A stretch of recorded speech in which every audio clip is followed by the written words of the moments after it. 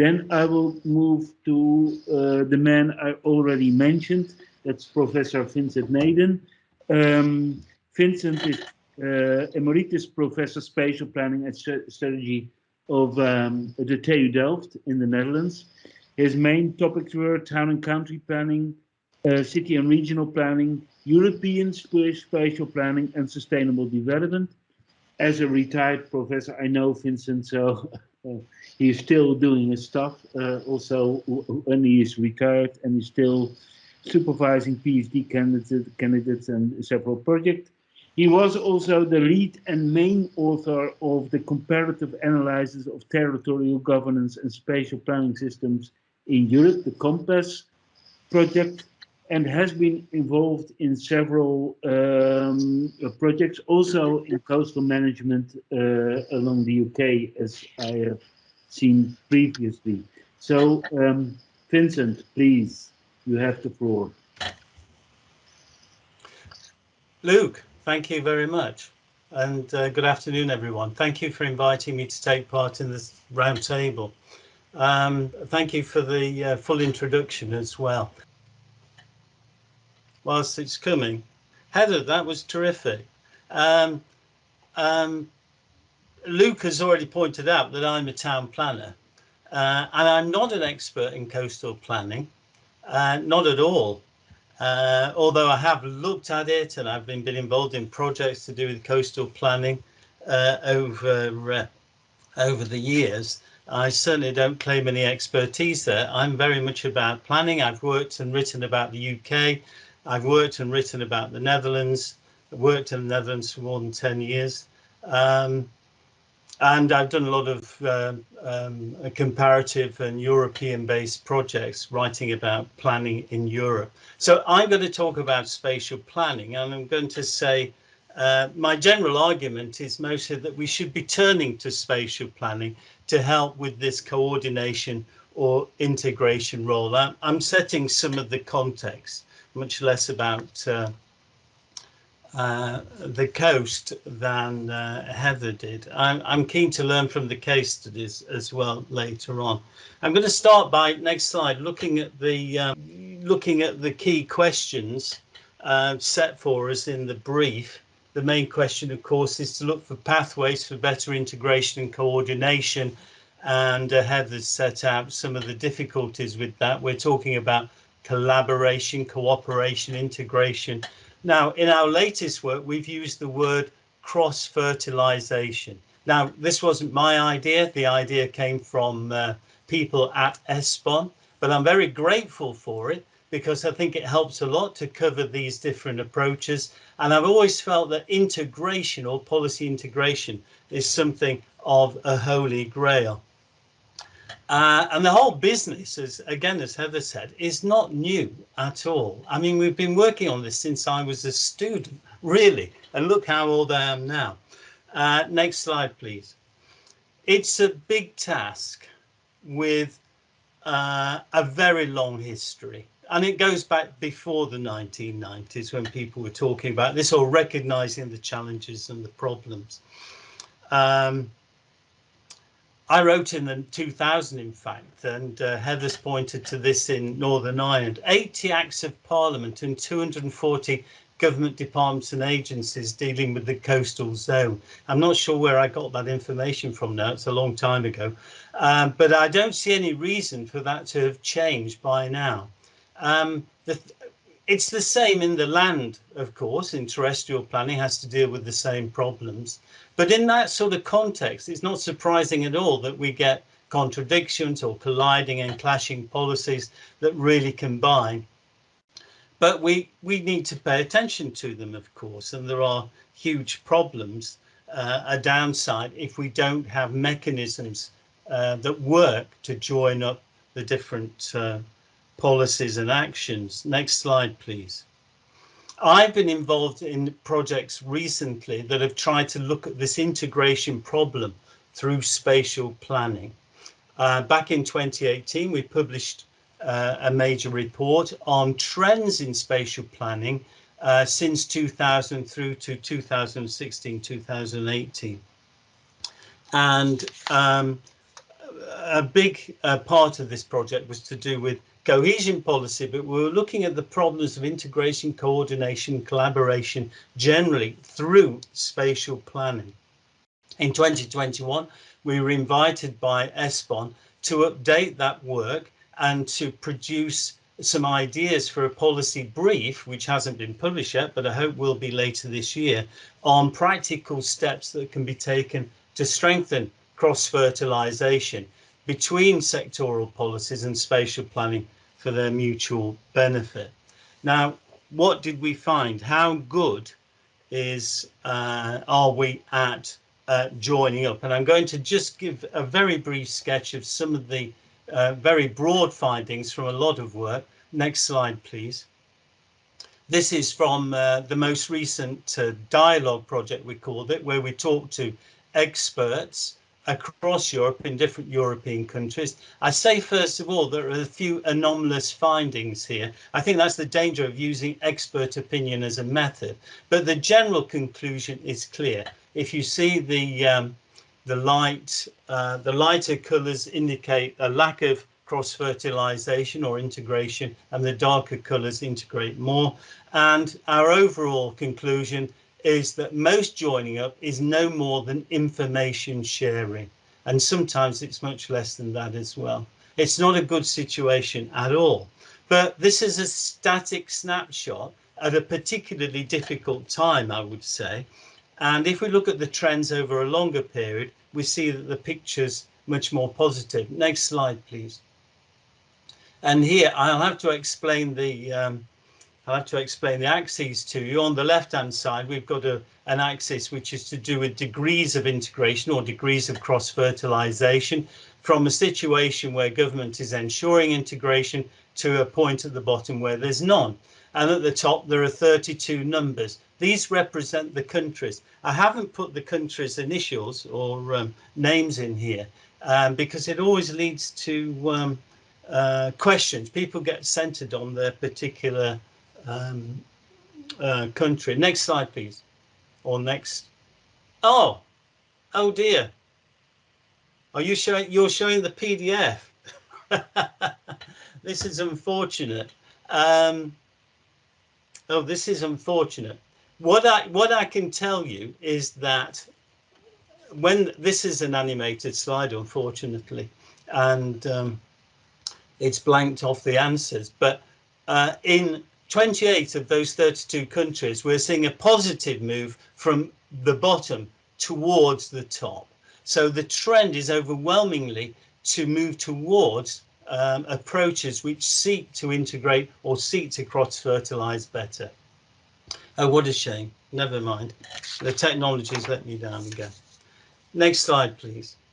Why is it that we find it so difficult to join up, to coordinate, collaborate and integrate? Well, there are many factors, and people in different countries point to certain things. It's difficult to discriminate between those factors. It's difficult to generalize, but I'd point to two things that are not mentioned or are mentioned, sorry, quite often. That is the trust between cooperation between the relevant departments and agencies, including the professionals, most of the professionals, the actual people who work in them, and then political priorities and decisions, of course, and they're amongst many factors that cause problems for us. And as I say, a very long-standing problem. Now let's jump to the recommendations. Next slide, please. I could say a lot more about the findings from the projects, but I've given you a sense, I hope, that we're not doing so well. So what we've learned from talking to a lot of people and doing our case studies of practice across Europe, we've decided there are 7 practical steps broadly that may enhance cross-fertilization. And I'm not going to go into each one of these in detail. I'll start at the bottom. If we look at consult on impacts of sector policies, the first thing to do is to understand what the impacts of the sector policies are. Some of the illustrations shown by Heather show just how difficult the impact is. I really like the phrase Northern Ireland will be rimmed in concrete. Well, the implications of that are dire, of course. And we need to understand and document those impacts. And I'm reminded here of a study that was done, I think, in the early 2000s by Jacques Robert and others for DG Regio, which talked about, the project was called The Costs of Non-Coordination. And I think we still have that. And I think it's still, we have massive costs of non-coordination. And if you want to get people, if you want to shape political will, then understanding those impacts and consulting the many stakeholders, including the citizens and the NGOs on this, we need to document that and explain that to people in powers and people in those different sectors. The sectors themselves need to be given more responsibility and a duty to understand the combined impact of their actions. Then skipping right to the top, of course, we need to build capacity, professional capacity. And I've already mentioned the problem with, and I'm going to come back to it, the problem of trust. And building capacity is partly about building trust. But we have 7 practical steps, and hopefully very soon you'll be able to read more detail on those. I'm going to turn now, though, next slide, please. I'm going to turn now, though, to tools. They're not, yes, they are tools. They're tools and actions or sets of actions. There's an awful lot of things we can do. We've already heard about some of them. And I want to just illustrate these with a diagram. Next slide, please. Now, on this diagram, you see on the left-hand side, my y-axis goes from very difficult at the top, or is this possible, down to why has this not already been done? And then across the bottom on the x-axis, I've got short-term to long-term. But as I've already said, the first set of actions is to do with evaluating performance in the audit. And what I think is more longer term is customizing and reforming planning systems so they're more able to provide a coordinating and cross-fertilizing role. I won't mention all these. Heather mentioned the voluntary cooperation, for instance, which has been really important in the UK and many other places, which should be relatively easy to set up. The key with that is that it must be connected to the spatial planning system. What we see in our research, that there is much cooperation. There are lots and lots of initiatives, but they tend to be freestanding or bolted on, and they're not well connected to the mainstream statutory policy-making processes. And it's absolutely crucial that they are, otherwise their ideas will just peter out. One of the most interesting things for me, though, was what I think would be relatively easy to some extent is harmonization. So the different agencies and organizations, or at least the key ones, which we want to prioritize, are talking the same language about similar territorial units and using as far as possible the same data sets. So we have a list of things there, but that's not all. There's something really important here, which prevents us from actually making progress on some of these because they're not new ideas in the main. Next slide, please. We've been saying these for a long time. But the first thing we need to tackle are what I call preconditions. These are important ingredients for cross-fertilization. We've got to resolve unfavorable preconditions. Now, in the north of Europe, I've been preparing my research for the whole of Europe, if not beyond. But in the north of Europe, we'd probably say we've got good governance. Have we? Well, relatively speaking, of course, but there are things to tackle. Have we got the political will? Have we got the professional and institutional capacity to deal with these ideas? We need to address these things and bring them to the surface. The first thing we can do, you see in the bottom left there, we can stop making things worse. We have all sorts of policies which are perverse incentives, which encourage investors and others to do the wrong thing. We actually encourage new building in vulnerable coastal areas. This is ridiculous. And then when you raise this question, people say, oh, nothing can be done about this. We made this decision 20 years ago. I can tell you that even in the Netherlands, they're still building on very vulnerable locations. And the Netherlands, of all countries, must be the market leader in this. Stop making things worse. Then tackle the professional culture, because when you invent new systems, new tools, new procedures, professional culture holds back their implementation. We've seen this in many countries. People want to carry on working in the same ways, and they jealously guard their responsibilities and territories. And that needs to be broken down. And then there's the engagement and awareness. And I know this is a key issue in this roundtable. That's how you will shift political will. Public opinion is the most useful tool we have in improving integration. When people complain bitterly. I too have used some of my holiday slides, by the way, Heather, and I was really interested to see how people in the Isle of Arran in Scotland are taking the issue into their own hands. Local communities are saying enough is enough. We need to do something about this. Really terrific. So next slide, please. I said it's about spatial planning. I just want to touch on this if I can and say, looking at those axes again, the overall idea is to shift spatial planning from control on my y-axis there to more cooperation, more indicative approach, and along the bottom from a narrow scope, a physical environmental scope, to a wide scope. So it's moving into that top right-hand quarter there, but it's not about comprehensive state planning. And I say this in the interests of countries, especially in Eastern Europe, very concerned about a return to that when you talk about extending planning as some sort of coordinating device. It's not about that. It's about cooperation. But it's also not about a new uniform, solid spatial planning system. Next slide, please. It's rather about adopting a whole range of measures and techniques and procedures and initiatives which will help us. That's what the new spatial planning should be.